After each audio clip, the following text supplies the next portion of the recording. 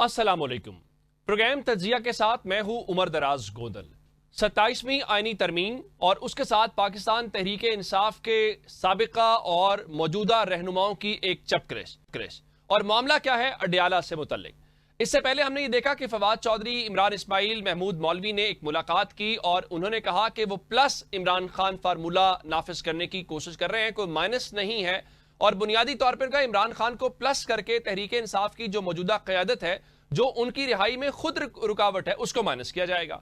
अब इसको लेकर आज सलमान अकरम जादाद, जो पाकिस्तान तहरीक इंसाफ के जनरल सेक्रेटरी हैं, उन्होंने आज खुलकर गुफ्तगू की और उन्होंने इस सारे मामले को रिफ्यूट करने की कोशिश की। उनका कहना यह था कि उनकी शाह महमूद कुरैशी से जो मुलाकात हुई है, उसमें शाह महमूद कुरैशी ने दो टोक अंदाज में ये कहा है कि वो इमरान खान के साथ खड़े हैं और फिर उन्होंने इन लोगों के हवाले से कहा कि ये मुसल्लत करदा लोग हैं और इनको भेजा गया। किसने भेजा, क्यों भेजा, ये अहम सवालात हैं। फवाद चौधरी कह चुके हैं कि उनको तमाम जो स्टेक होल्डर्स हैं उनकी सपोर्ट हासिल है। कल हमारे प्रोग्राम के अंदर इमरान इस्माइल ने भी कहा कि फलां का राब्ता है, फलां का राब्ता नहीं है। इस तरह से उनका कि ये मुल्की जो सियासी दर्जा हरारत है उसको कम करने की कोशिश है। उसके साथ 27वीं आईनी तरमीम में इस वक्त मुस्लिम लीग नून और पीपल्स पार्टी के हवाले से जो आपस के तहफ़्फ़ुज़ात हैं या जो एक दूसरे के ऊपर इत्तेफाक राय है, उस हवाले से राना सनाउल्लाह कह चुके थे कि आईनी अदालत के ऊपर सबका इत्तेफाक राय है, लेकिन बाज़ मामलात के ऊपर मुशावरत होगी, हुकूमत कोई घबराई हुई नहीं है। लेकिन ये कितना टाइम लेगा और क्या इसमें सिर्फ मुस्लिम लीग नून और पीपल्स पार्टी एक दूसरे के इख्तलाफात दूर करेंगे या फिर अपोजिशन जमातों को भी एतमाद में लिया जाएगा? अपोजिशन की जमातों के पास नंबर तो नहीं है, वो इस पूरी आईनी तरमीम की स्कीम को रोक तो नहीं सकते, लेकिन क्या सियासी तौर पे कोई अलायंस बन सकता है? और फिर एक और बात कि इस आईनी तरमीम के हवाले से क्या असरात मुरतब हो सकते हैं? क्या अदलिया इससे एम्पावर होगी जो गवर्नमेंट कह रही है, या फिर इससे मजीद बिगाड़ आएगा और अदलिया की आज़ादी पर सवालात उठेंगे? और उसके अलावा जो सूबाई खुद मुख्तारी है, क्या उसके अंदर पंजाब की हुकूमत, मुस्लिम लीग नून की हुकूमत मरियम नवाज शरीफ साहबा की इस 18वीं तरमीम वाले मामला से जुड़ी चीज़ों को कबूल करेगी? कल राना सनाउल्लाह ने एक मशवरा दिया कि अभी तो मुशावरत शुरू हुई है, वो भी अपनी राय का इजहार करेंगे। फिर खैबर पख्तूनख्वा है, उनकी क्या राय होगी और सबसे बढ़ के सिंध हुकूमत का क्या मौक़िफ़ होगा? और फिर तहरीक इंसाफ इस सारे मामले के दौरान अपनी कोई स्पेस बना सकती है। उनके लहजे में इस वक्त जो तलखी है उसमें एक वाज़े तौर पे इजाफा देखा जा रहा है। और अब सुहेल आफरीदी के आने से तहरीक इंसाफ के लिए रास्ते बंद होंगे या रास्ते खुलेंगे? ये अहम सियासी मौज़ूआत हैं जिन पर गुफ्तगू करने के लिए आज हमने दावत दी है पाकिस्तान तहरीक इंसाफ से मुआविन खुसूसी बराए इत्तलात खैबर पख्तूनख्वा शफीक जान, और मुस्लिम लीग नून से जुल्फ़िकार भट्टी, और सीनियर तज्ज़ियाकार हमाद हसन जो हैं वो भी हमें ज्वाइन कर चुके हैं। मैं आगाज मुस्लिम लीग नून से करना चाहता हूं। भट्टी साहब, ये जो 27वीं आईनी तरमीम आ रही है, इस तरमीम से क्या इस्तेहकाम आएगा या इससे मजीद जो सियासी आपस में चपकलिश है या जो दर्जा हरारत है उसमें इजाफा होगा? देखें, जो भी तरमीम होती है, आईनी तरमीम है, ये बड़ी सोच समझ के की जा रही है और इसमें पहले भी इस्तेकाम आया है, सियासी लिहाज से भी, मुल्की लिहाज से भी। आपको पता है कि जैसे अदलिया के मसाइल थे कि कितने आपके आईनी पटिशन्स कितना अरसा जो हैं वो पेंडिंग होती थी और कितने कितने साल चलती रहती थी और इस पर कोई फ़ैसले नहीं होते थे। इसी तरीके से आपका देख लें, आपके जो पेंडेंसी है कोर्ट्स की, सुप्रीम कोर्ट में, हाई कोर्ट में, लोअर कोर्ट्स में, वो इतनी पेंडेंसी है कि जिसमें अवाम जो हैं वो बेचारे कितने तंग हैं। तो ये देखें आइन एक बड़ी एक मुक़द्दस किताब के तौर पे कंसिडर होती है, लेकिन इसमें जो तरमीम है वो भी अवाम के फ़ायदे के लिए होती हैं। अब इसमें इत्फाक राय पैदा करने के लिए देखें, इसका मसवदे को पहले ही पीपल्स पार्टी के हवाले किया गया है, दूसरी जमातों से भी शेयर किया जाएगा। और जो जमहूरी तरीका है, जिस तरीके से 2/3 अक्सरियत है, किसी को कंपल्शन से नहीं, किसी को डरा धमका के नहीं, इंशाअल्लाह ताला जो तरमीम पे इत्फाक हुआ वही तरमीम इंशाअल्लाह ताला होंगी और जो आवाम के मुफाद में होगा वही तरमीम। जिस तरह आप फरमा रहे हैं कि अवामी मफाद के लिए ये तरमीम है, इसमें क्या, अगर मैं आप ज़ाहिर एक सियासी शख्सियत हैं, ऐसा कौन सा अवामी मफाद है उसको देखना। दूसरा आप कह रहे हैं पेंडेंसी, लाहौर हाई कोर्ट में जजेस की तादाद पूरी नहीं है, बाकी कोर्ट्स में पूरी नहीं है, उसमें तो जजेस की तादाद बढ़ानी है, रिसोर्सेज में इजाफा करना है। तरमीम से कितना पहले कोई फर्क पड़ा पिछले 1 साल में? देखें, 2-3 चीज़ें हैं। मसलन इसके मोटी मोटी बातें आप कर लें। इसमें पहली बात तो ये है कि हम पहले भी हम ये चाह रहे थे और पीपल्स पार्टी भी चाह रही थी कि हम आइनी कोर्ट्स की तरफ जाएं, जो है ना आइनी बेंचेस की बजाय आइनी कोर्ट्स की तरफ जाएं, ताकि ये एक मुस्तकिल सिस्टम हो और एक अच्छे तरीके से हो सके। दूसरा ऐसा है कि उसमें जैसे आपको पता है कि चीफ इलेक्शन कमिश्नर की तकर्री का डेडलॉक आया है, तो उसमें आप मुझे ये बताएं कि अगर लीडर ऑफ द अपोजिशन जो है वो बिल्कुल इत्फाक या कंसल्टेशन नहीं करता, तो इस तरमीम में कोई उसका रास्ता, इस लॉ में, कानून में उसका कोई रास्ता नहीं है कि वो आप उस डेडलॉक से कैसे निकले। ये इसके अलावा मजिस्ट्रेटी निज़ाम है, वो भी आपको पता ही है कि ग्रास रूट पे उसका कितना फ़ायदा था वो। और इसी तरीके से बल्दियात का जो है, बल्दियात में एक जैसा सिलेबस पूरे मुल्क में करना और बल्दियात के निज़ाम को स्टेबल करना, वो भी आवाम की निचली सतह तक उसकी एक डिलीवरी है। ये तो इसमें 27 तरमीम को ऐसे पेश किया जा रहा है कि जैसे ये खुदा न खास्ता कोई हुकूमत अपने मफाद में या कोई हुकूमत को कोई ख़तरा है। ये देखें, ये चीज़ें मैंने 5 चीज़ें आपको गिनाई हैं। इन 5 में से मुझे ये बताओ कि ये आपका कहना ये है। बिल्कुल ठीक है, मैं समझ गया। आप कह रहे हैं कि अवामी मफाद है, अवामी मफाद करिए। हमाद हसन साहब, हुकूमत हर बार यही कहती है, हमने 26वीं तरमीम में भी यही देखा, अब तो खैर मेजॉरिटी भी है, सब कुछ है, तो आपको क्या लगता है ये जो तरमीम है, पिछली तो हमने 26वीं तरमीम देखी कि यूं लग रहा था जैसे अदलिया के मामलात को जरा उसको डिस्कस करना था या उसको जरा ठीक करना था, ऑर्गेनाइज करना था। इस बार क्या है? अदलिया है, सूबाई खुद मुख्तारी है, विफाक इख्तियारात बढ़ाने हैं, मकसद क्या है इस बार? देखिए गुलदर साहब, इस हवाले से तो बहुत सारी बातें हो रही है। यानी जो सूबों को एनएफसी से 58% मिल रहा था, कहते हैं कि उसको कम किया जाएगा।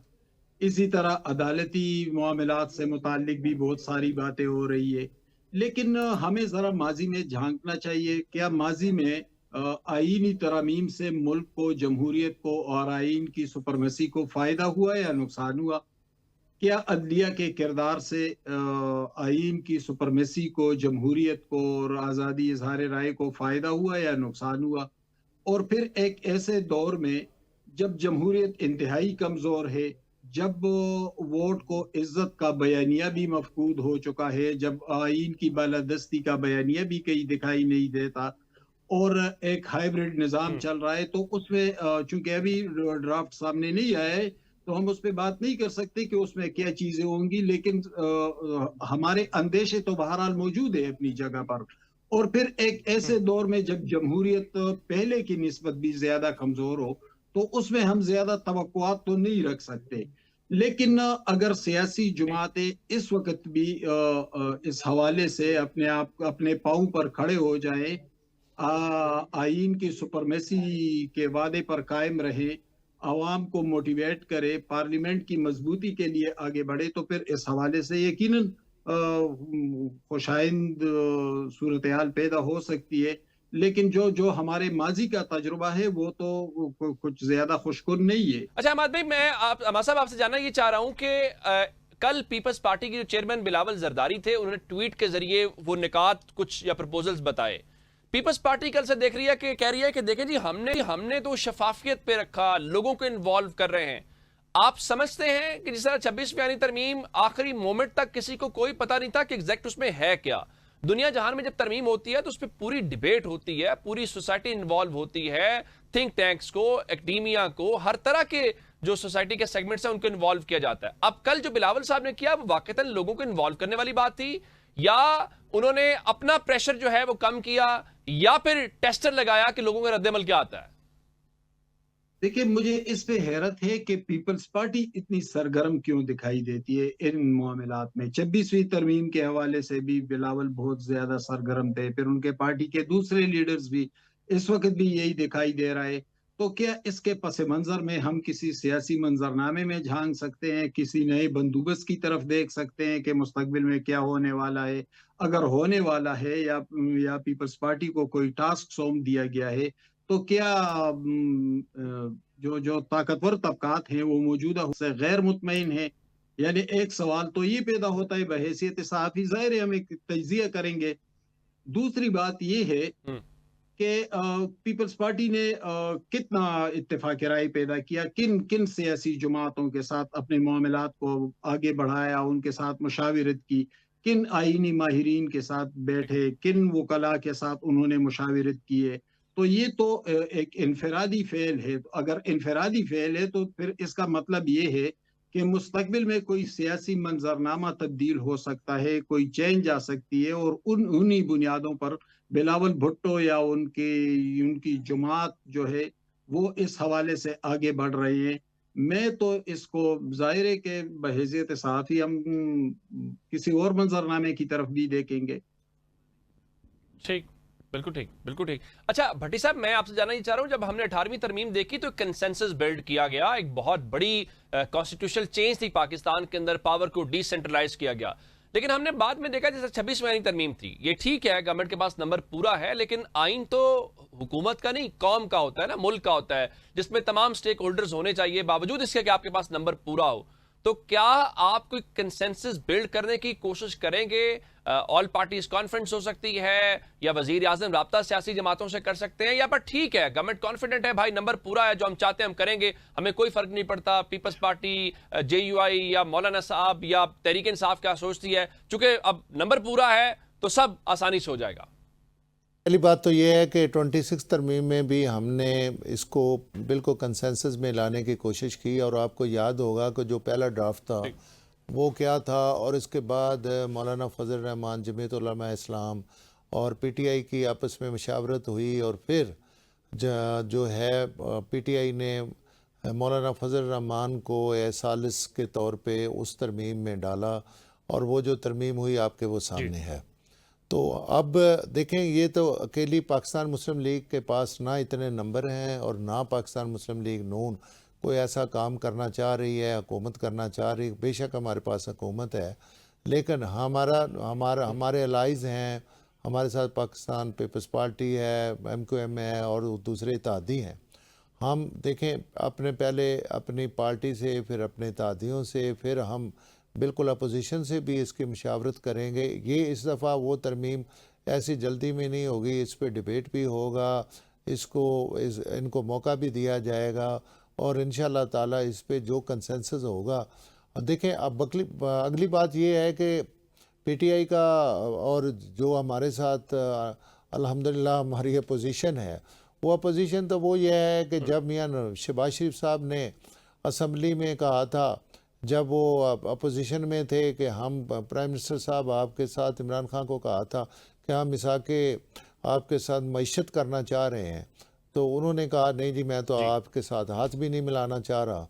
और जब हम हुकूमत में आए तो हमने फिर उस वक्त दावत दी कि आप हमारे साथ आप चले जाएं एज ए अपोजिशन लीडर, तो फिर भी उन्होंने कहा हमने हाथ नहीं मिलाना। तो देखें, वो तो कौवा काला है या सफ़ेद है, वो अगर काला है तो आप सफ़ेद कहें, और अगर सफ़ेद है तो आप काला कहें, वो ये आपका हक है। ये जमहूरियत, देखें अपोजिशन ऐसी नहीं होनी चाहिए कि जिसमें ना दलील हो, ना आपकी लॉजिक हो, ना मुल्की मुफाद हो। यहाँ तो देखें, वहाँ वक्फा सवालात शुरू होता है, वो जो अपोजिशन के अपने फ़ायदे में होता है तो वो स्ट्राइक करके बाहर चले जाते हैं। यहाँ कोई उनके अपने मुफाद की बात, अवाम के मुफाद की बात होती है तो अपोजिशन उस पर भी कंसेंसस नहीं करती।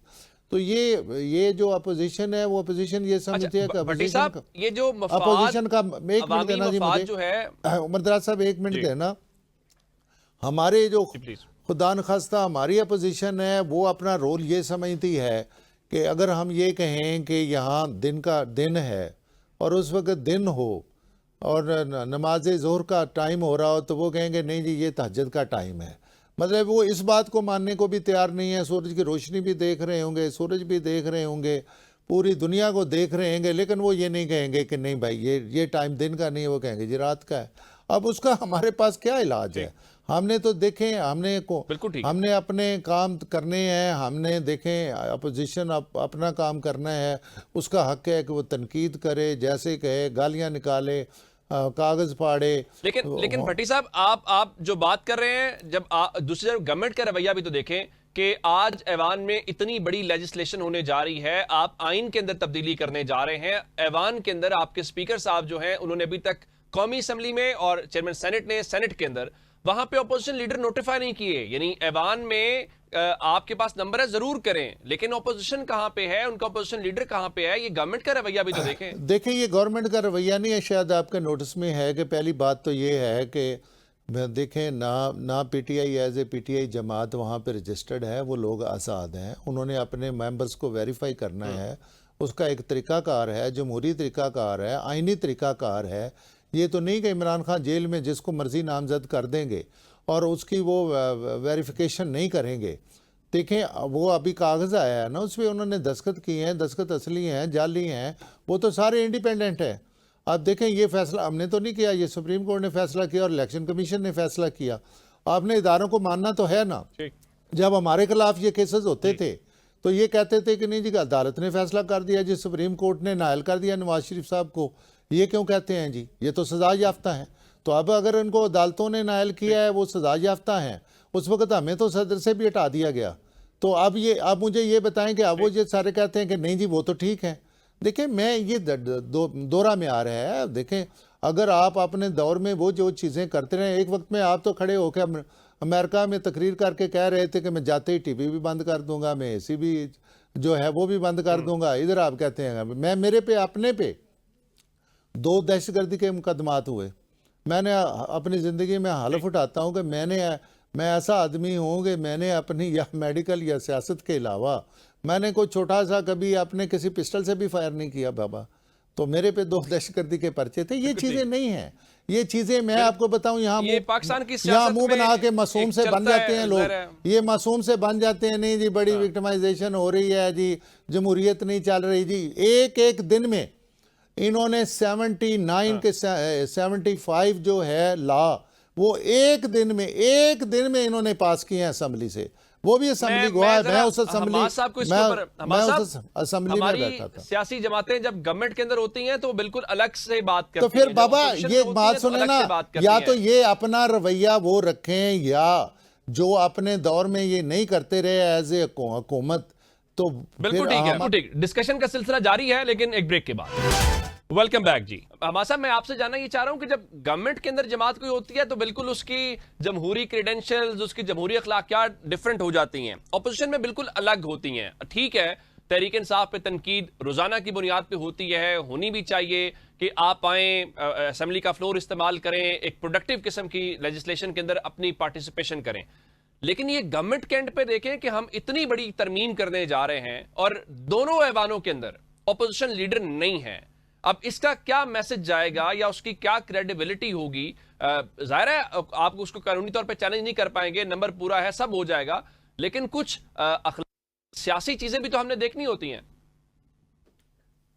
देखिए, जब 1973 कॉन्स्टिट्यूशन बन रहा था तो उस वक्त सियासी क़यादतों के दरमियान बहुत तनाव की कैफियत थी और बहुत एक दूसरे से बहुत ज्यादा फासला था। यानी वली खान पर तो फिर कुछ अरसे बाद हैदराबाद ट्रिब्यूनल बना, भुट्टो साहब ने बनाया और उनकी वो सारी क़यादत को भी जेल में डाल दिया, नेप की, नेशनल अवामी पार्टी की।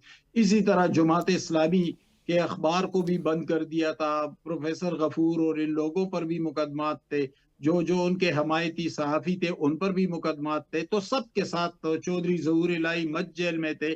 लेकिन जब 73 कॉन्स्टिट्यूशन बन रहा था तो तमाम सियासी कुव्वतें मुत्तफिक हो गई थी, इत्तेफाक राय हो गया था कि उनका आईन की तरफ बढ़ रहे थे। लेकिन अब सूरत हाल क्या है? पिछले साल नवंबर में प्राइम मिनिस्टर शहबाज शरीफ असेंबली में खड़े हुए और कहा कि हमने भी भुगता है। अभी भट्टी साहब बात कर रहे थे कि मुझ पर 2 दहशतगर्दी के मुकदमात, तो भाई किसने बनाए ये भी बताए ना। ये कभी आप पर बनते हैं, कभी इमरान खान पर बनते हैं, कांग्रेस पार्टी पर बनते हैं, तो क्या आप एक दूसरे पर बनाते हैं? बात यह कि जब प्राइम मिनिस्टर शहबाज शरीफ ने असेंबली फ्लोर पर कहा कि हमने भी भुगता है, आप भी भुगत रहे, आए मिलकर बैठे और इत्तेफाक राय की तरफ बढ़े, उसी वक्त चंद मिनट बाद अपोजिशन लीडर उमर अयूब खड़े हो गए और इंतहाई मुखालिफाना तकरीर की, यानी कंसेंसस डेवलप करने की बजाय मुखालिफत पर उतर आए। फिर क्या हुआ, अभी खैबर पुख्तनख्वा के मुंतखब वजीर आला जिनको ऐवान में 90 वोट मिले, जो गालिबन एक रिकॉर्ड है, मैंडेट मिला है, अवाम ने मुंतखब किया है, नालायक हुकूमत है, करप्शन के बहुत सारे चार्जेस है, लेकिन मैंडेट तो मिला है ना, इससे इनकार तो नहीं है। अब अगर वो प्राइम मिनिस्टर से कहे कि मैं अपने लीडर से अडियाला में चंद मिनट की मुलाकात करना चाहता हूं और प्राइम मिनिस्टर वो भी नहीं करवा सकते, तो फिर हम क्या तवक्को रखे दोनों जमातों से? फिर जब मुश्किल वक्त आता है, फिर वेरी राइट, आपने बड़े अच्छे तरीके से इसको सम अप कर दिया। जरा खैबर पख्तूनख्वा हुकूमत की आपने बात की है, तो मामले खुसूसी बराए इत्तलात खैबर पख्तूनख्वा शफी जान साहब ने हमें ज्वाइन कर लिया। शफी जान साहब, आपका बहुत शुक्रिया, पहली बार हमारे प्रोग्राम में तशरीफ लाए हैं। तरमीम होने जा रही है, जाहिर है कि ये सूबों से जुड़े हुए कुछ मामलात भी हैं जिसमें एनएफसी की प्रोटेक्शन है, जिसमें एजुकेशन का मामला है और हेल्थ से जुड़ी हुई चीजें हैं। खैबर पख्तूनख्वा हुकूमत की क्या इसके ऊपर टेक है, गवर्नमेंट क्या समझती है और क्या लाहे अमल है? क्योंकि लग तो यही रहा है कि पीटीआई ऑपोजिशन के पास नंबर नहीं है और तरमीम बड़ी आसानी के साथ स्मूथली पास हो जाएगी। बिस्मिल्लाहिर्रहमानिर्रहीम, सबसे पहले आपका शुक्रिया। बिल्कुल इस वक्त हुकूमत जो है वो 27वीं तरमीम लाने की तैयारी कर रही है। कल बिलावल भुट्टो साहब की ट्वीट आपने देखी होगी, पूरा मसूदा जो है वो हमारे पास अभी तक तो नहीं आया, लेकिन जो चीज़ हमने उनकी ट्वीट से अखज़ की है तो ये वो 73 की आइन को कम्प्लीटली जो है वो डिमोलिश कर रहे हैं। आपने देखा होगा उसमें एनएफसी का जो शेयर है उसकी कम करने की बात हो रही है, जिसमें हमारे जो छोटे सूबे हैं जैसे कि बलोचिस्तान है, जैसे कि खैबर पख्तूनख्वा है, तो इसकी महरूमियाँ मज़ीद बढ़ जानी है। उसमें हेल्थ और जो प्लानिंग एंड डेवलपमेंट के शोबे जो हैं वो वापस लेने की बात हो रही है। तो ये सारी चीज़ें जो हैं वो हमारे जहनों में हैं। सर, जिस तरह 26वीं तरमीम इस मुल्क में की गई, हमारे लोगों को उठाया गया रियासत गर्दी के ज़रिए, आपके पार्लियामेंट से हमारे एमएनएस को उठाया गया, तो वो एक दफ़ा फिर उसी चीज़ का रिप्ले होने जा रहा है। ये जो एक फ़िल्म है दोबारा चलने वाली है, उसका ट्रेलर कर जो है वो रिलीज़ हो गया है। लेकिन तहरीक इंसाफ इस किस्म की तमाम गैर आइनी तरमीम, जिस तरह हमने 26वीं तरमीम की मजम्मत की, हम इसी तरह 27वीं तरमीम की भी मजम्मत करेंगे। पूरा मसूदा जब आएगा तो इस पर तहरीक इंसाफ अपना टेक देगी। अच्छा शफी जान साहब, जब इस किस्म की कोई चीज आती है तो स्टेक होल्डर से पूछा जाता है। कल राना सनाउल्लाह साहब से एक प्रोग्राम में भी बात हुई कि क्या उनकी अपनी गवर्नमेंट जैसे पंजाब हुकूमत है, क्या वो इसके ऊपर राजी है या उसकी क्या राय होगी? आपसे कोई विफाक की जानिब से प्रपोजल्स मांगी गई हैं, कोई राब्ता किया गया है या आपको कॉन्फिडेंस में लिया गया कि ये करने जा रहे हैं? तो आपकी क्या राय है या आप इसके ऊपर क्या इनपुट चाहते हैं या आप कोई प्रपोजल दे दें? बिल्कुल, मैं आपकी बात से एग्री करता हूँ। हम स्टेक होल्डर हैं। पाकिस्तान तहरीक इंसाफ इस वक्त पाकिस्तान की सबसे बड़ी पॉलिटिकल पार्टी है। वो सीटों के एतबार से हो, वो वोटों के एतबार से हो या फिर वो वर्कर के एतबार से हो। पाकिस्तान का मकबूल तरीन लीडर इस वक्त इमरान खान है और इस वक्त सबसे ज़्यादा जो बड़ी पार्टी तहरीक इंसाफ है पाकिस्तान की। हमसे ऑफिशियली तौर पे कोई रब्ता नहीं किया गया 27वीं तरमीम के बारे में, ना ही हमसे कोई इनपुट लेने की कोशिश की गई। हमने तो सिरे से ही इसकी मुखालफत की है। जिस तरह 26वीं तरमीम में अदालतों को ताला लगाया गया और 27वीं तरमीम में आपने देखा होगा कि बात आइनी बेंच से आइनी अदालत पे चली गई है, तो जजेस के ट्रांसफ़र का भी इसमें इशू बनेगा। तो ये वो सारी चीज़ें हैं कि हम एक मुनज़्ज़म साजिश के तहत अदलिया को जो है वो फारिग कर रहे हैं। तो इस किस्म की जितने भी गैर आइनी इक़दाम होंगे हम उनकी मज़म्मत भी करेंगे, मुखालफत भी करेंगे। बाज़ाब्ता तौर पर पाकिस्तान तहरीक इंसाफ से ना कोई रब्ता किया गया, ना ही कोई इसको मसूदा पेश किया गया और ना ही इस मुतालिक हमसे कोई बातचीत हुई। ठीक, वापस आते हैं जी एक ब्रेक के बाद। Welcome back. अच्छा भट्टी साहब, मैं आपकी तरफ आ रहा हूं। जब हम ये एनएफसी की बात करते हैं और डिसेंट्रलाइजेशन की बात करते हैं तो उसमें एक बड़ा आर्गूमेंट ये है कि सूबे विफाक से पैसे लेते हैं लेकिन ये अजला की सतह के ऊपर नीचे उसको ट्रांसफर नहीं करते। अब आपकी हुकूमत है पंजाब के अंदर, पीपल्स पार्टी सिंध के अंदर है और अगर तहरीक इंसाफ के 3-4 साल निकाल दें तो आप दोनों जमातें इक्तदार में रही ना।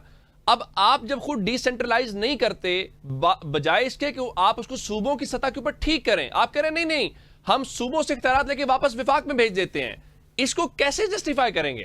देखिए, मैं आपको बताऊं, पहली बात तो ये है कि 18वीं तरमीम जो है ये 1973 के आइन में एनएफसी अवार्ड नहीं हुआ था, ये जो 18वीं तरमीम में हुआ था, आपको पता ही है। दूसरी बात ये है कि इसमें जो आपके वसाइल जो हैं वो तकसीम हुए, जिसमें सूबों का हिस्सा जो है वो 58% और 42% जो है वो इसका आया मरकज़ का। अब इसमें कोई देखें, सुबह हमारी सूबे में हुकूमत नहीं है। सबसे बड़ा सूबा हमारा है पंजाब, जिसके 12 करोड़ 13 करोड़ अवाम है। हम खुदा न खास्ता किसी सूबाई खुद मुख्तारी पे ना हमला करने वाले हैं, ना हम सूबों के नुकसान करने वाले हैं। देखें, चीज़ें ये हैं कि एक बैलेंस में चीज़ें को आना चाहिए। अब मरकज़ कितना जो है वो डेफिसिट में जाता है और कितने मसाइल हैं, इस पे एक डिबेट है, नंबर 1। नंबर 2, आप देखें हेल्थ में हमारा पोलियो है। पोलियो आपको पता है कि पाकिस्तान अभी वो मुल्क चल रहा है जिसमें हम पोलियो को रेडिकेट नहीं कर सके। इसमें ठीक है, हेल्थ को डिवॉल्व हो गया। इसी तरीके से अगर एजुकेशन की बात करें तो एजुकेशन में आप एक सिंगल निसाब नहीं लेके आ रहे। आपके सब लोगों की डिमांड थी, पूरी आवाम की डिमांड है कि इसको सिंगल निसाब में आना चाहिए।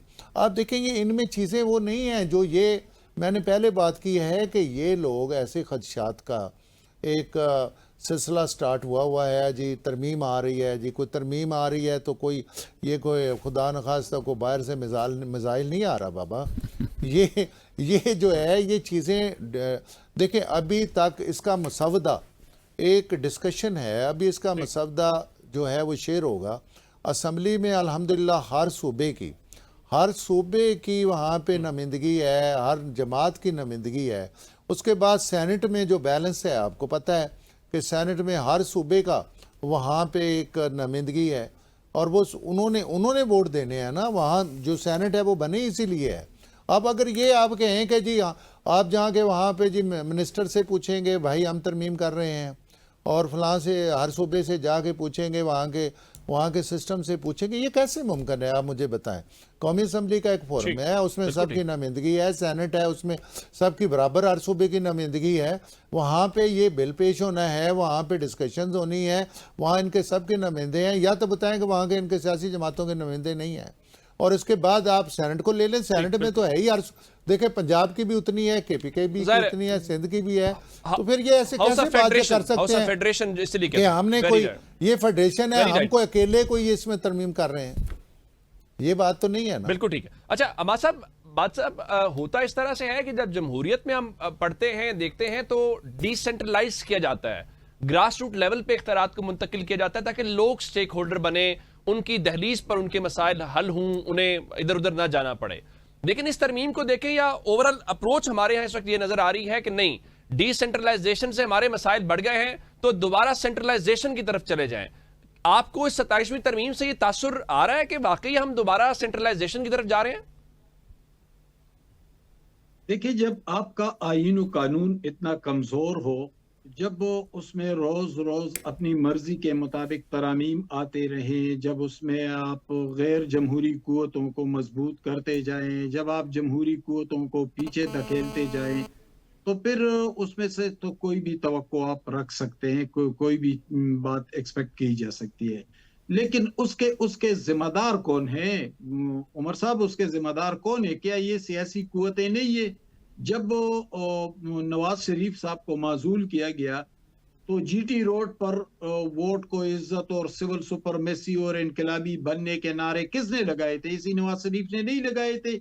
और हम जैसे लोग उनके साथ खड़े हो गए थे कि चलो मुल्क जमहूरियत की तरफ चला जाएगा, आईन और कानून की बालादस्ती की तरफ चला जाएगा, मीसा की जमहूरियत का फल देखने को मिलेगा। लेकिन अल्टीमेटली क्या हुआ?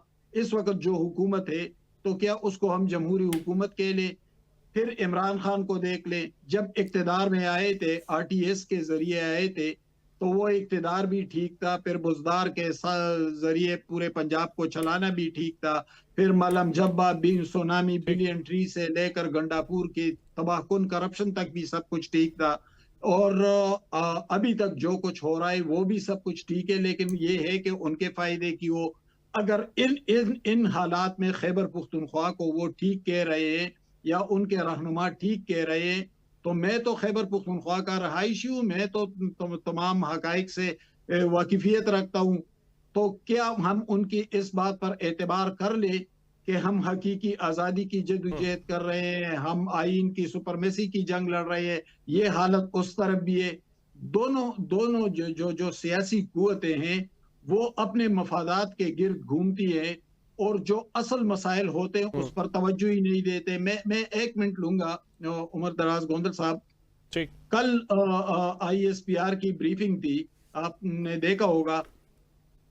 वहां खैबर पुख्तनख्वा के हवाले से एक बड़ी खौफनाक बात सामने आई।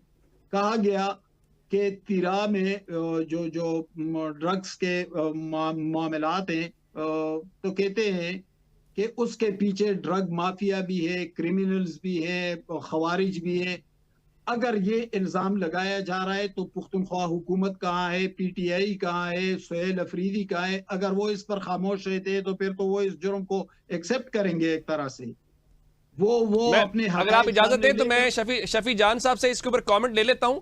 शफी जान साहब, अगर आप इसके ऊपर कमेंट करें फिर मैं सवाल की तरफ बढ़ता हूं। देखें, जो हमारे तज्जियाकार भाई ने जो बातें की, इनका साथ मेरा ये दूसरा शो है। ये हमेशा ही तहरीक इंसाफ को ही निशाना बनाते हैं। इनको हमारी परफॉर्मेंस नजर नहीं आती। हम तीसरी दफा हुकूमत में है इस वक्त खैबर पख्तूनख्वा में। कौन सी परफॉर्मेंस? सर, मैंने आपके टाइम पे बात नहीं की, आप भी हौसला पैदा करें सुनने का। जी कर ले। इनको तीसरी दफ़ा हम हुकूमत में हैं। अगर हमारी परफॉर्मेंस नहीं होती तो हम तीसरी दफ़ा हुकूमत में नहीं होते। जो इन्होंने करप्शन की इश्यूज बताए हैं, जो इन्होंने गवर्नेंस की बात की है, अगर ये सारी चीज़ें ही तहरीक इंसाफ ने की है तो फिर हम क्यों तीसरी दफ़ा हुकूमत में हैं? 2002 में यहाँ पे जो है वो MMA की हुकूमत थी, 2008 में ANP की गवर्नमेंट थी, 2013 से लेके तीसरी दफ़ा हम गवर्नमेंट में हैं। ये हमेशा ही तहरीक इंसाफ को उनकी परफॉर्मेंस के हवाले से और इमरान खान साहब को निशाना बनाते हैं। तो इमरान खान साहब इस वक्त पाकिस्तान के मकबूल तरीन लीडर है। उनका बयानिया जो है वो 8 फरवरी को जीत गया था। 8 फरवरी को उन्हीं की बयानिए पे और इमरान खान के नाम पे इस मुल्क के इनकलाब आ चुका था। लेकिन बदकिस्मती देखें कि हमारे मैंडेट पे डाका डाला गया, हमारे वोटों पे डाका डाला गया, हमारी सीटों पे डाका डाला गया। लेकिन ये गयूर अवाम, पख्तून गयूर अवाम ने वोट भी दिया, हमारे वोट का तहफ़्फ़ुज़ भी किया, जिसके ज़रिए खैबर पख्तूनख्वा में तहरीक इंसाफ की हुकूमत कायम हुई। जहां तक चले, मैं मेरा एक सवाल ले लें। टाइम एक और सवाल बड़ा इंपॉर्टेंट है, चूंकि इस वक्त फवाद चौधरी साहब और दीगर लोग जो मुलाकातें कर रहे थे, इवन फवाद चौधरी लाहौर में खड़े होकर कहा कि सुहेल आफरीदी साहब जो आपके चीफ मिनिस्टर हैं उनको आना चाहिए, कुरैशी साहब से मिलें, दीगर क़यादत से मिलें, उनको अच्छे मशवरे मिलेंगे। एक तो मुझे ये बताइए कि इसको आप खैबर पख्तूनख्वा की हुकूमत इस मूव को कैसे देख रही है, और क्या इस बात का कोई इम्कान है कि सुहेल आफरीदी जो हैं वो भी लाहौर आ सकते हैं कुरैशी साहब से मिलने और दीगर जो इस वक्त असीर क़यादत है उनसे मिलने के लिए? देखिए, पहली बात, फवाद चौधरी साहब और इमरान इस्माइल साहब और मौलवी महमूद साहब जो इस वक्त मुलाकातें कर रहे हैं और एक ये तासुर दे रहे हैं कि जी वो पाकिस्तान तहरीक इंसाफ का हिस्सा हैं और वो एक मीडिएटर का रोल प्ले कर रहे हैं, तो मैं बड़ा क्लियर और कैटेगोरिकली ये बात कहूँ कि इन अशखास का तहरीक इंसाफ के साथ कोई वास्ता नहीं है, ना ही कोई राब्ता है। इनकी मेंबरशिप खान साहब ने खुद कैंसिल की और ये जो मुलाकातें कर रहे हैं ये ज़ाती हसीयत में कर रहे हैं। इनके पास ना तहरीक इंसाफ का कोई मैंडेट है और ना ही कोई इख्तियार है।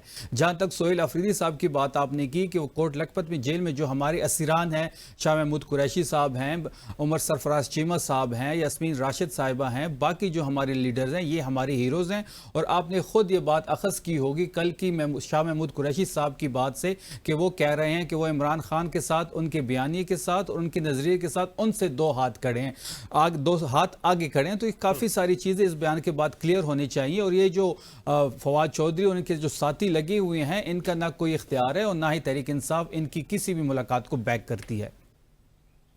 बिल्कुल ठीक है। भाई साहब, एक क्विक रिस्पांस आपका चाहिए। जी हमाद भाई। देखिए, शफी जान हमारे छोटे भाई हैं, उन्होंने बात की और कहा कि इमरान खान पे तनकीद करते हैं। तो क्या इसी जुमले में मैंने नवाज शरीफ पे तनकीद नहीं की कि एक धोखा किया गया अवाम के साथ, सिविल सुपरमेसी और वोट को? वो तो उनकी तारीख है जी, धोखा देने की और भागने की। देखे भागने की। और वो यही नवाज शरीफ लंदन से टिकट लेकर लाहौर एयरपोर्ट पर उतरे भी थे, बेटी समेत, और जेल चले गए थे। वो छोड़ दे, गिरफ्तारी देखिए वही नवाज शरीफ उतरे थे और हाई कोर्ट खुद चल के एयरपोर्ट गया था। ये भी साथ बयान करें। एक मिनट मुझे मुकम्मल करने दे। देखिए, PTI वाले हर किसी से यही तवक्को रखते हैं कि आप मुईद पीरजादा, साबिर शाकिर और शहबाज गिल बन जाए। तो हम तो भाई सहाफत करते हैं, हम तो वो बात करेंगे जो हकाइक पर मबनी हो। उससे कौन नाराज होता है, कौन खुश होता है, दूसरी बात ये बिल्कुल ठीक है, बिल्कुल हमाद भाई बिल्कुल ठीक कह रहे हैं। और शफी जान साहब जाहिर है वो भी ये भी अगर खुद अपनी राय का इजहार करते हैं तो सहाफियों की राय भी वो सुनेंगे। भट्टी साहब आप कुछ कहना चाह रहे हैं, फिर मैं क्लोजिंग की तरफ जाना चाहूंगा। मैं बस इतनी बात करना चाहूँगा कि छोटा भाई है, अभी नौजवान है, इसमें तो ज़्यादा हौसला होना चाहिए। देखें तनकीद, मैंने जैसे मैं भी बैठा हूँ, उन्होंने मियाँ नवाज शरीफ साहब पे तनकीद की है, तो जो देखें जो चीज़ें हैं वो सहाफ़ी का काम होता है और वो उन्होंने इंडिकेट करनी होती हैं। वेरी राइट, हम वेरी राइट। और ये दूसरे को बर्दाश्त करना, वेलकम करते हैं। टॉलरेंस और इख्तिलाफ राय जो है वो जमहूरियत का हुस्न है। इफ्तिखार भट्टी मुस्लिम लीग नून से, शफी जान मुआविन खुसूसी बराए इत्तलात पाकिस्तान तहरीक इंसाफ खैबर पख्तूनख्वा से और हमाद हसन साहब सीनियर तजज़ियाकार हमारे साथ मौजूद थे। प्रोग्राम का वक्त खत्म हो गया है, हमें इजाज़त दीजिएगा। खुदा हाफ़िज़।